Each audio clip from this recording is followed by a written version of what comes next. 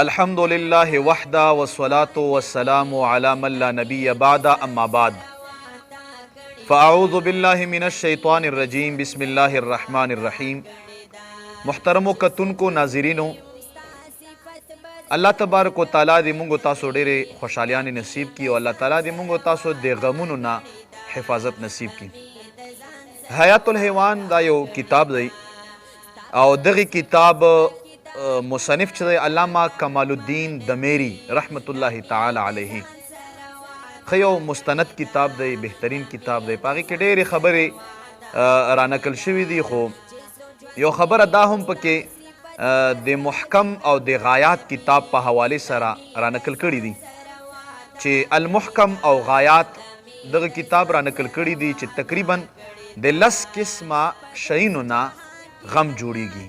10 قسمه شیانو نه مونږ تاسو له پکار دی چې د داسې شیانو نه ځان وساتو چې هغې په کونه باندې سړي ته غم جوړیږي.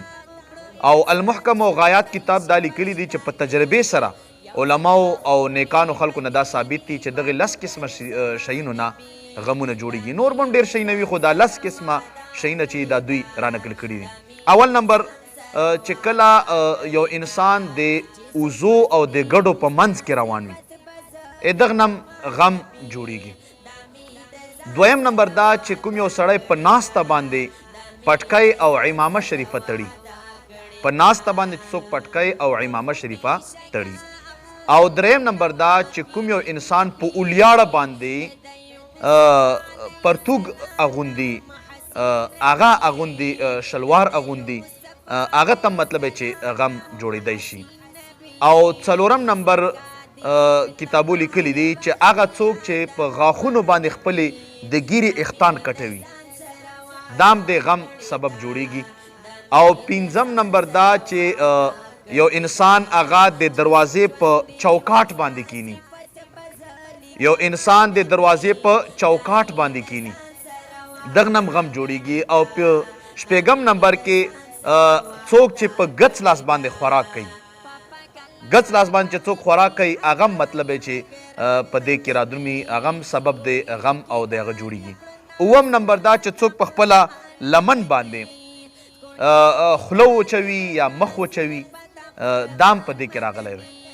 او اتم نمبر چې د غم سبب جوړیږي او وجه جوړیږي، هغه چې څوک د ویا یعنی انډې د هغې کوم پوستکي وي، په هغې باندې چې څوک قدمونه ږدي، په دې باندې مطلب چې دام د غم سبب جوړیږي.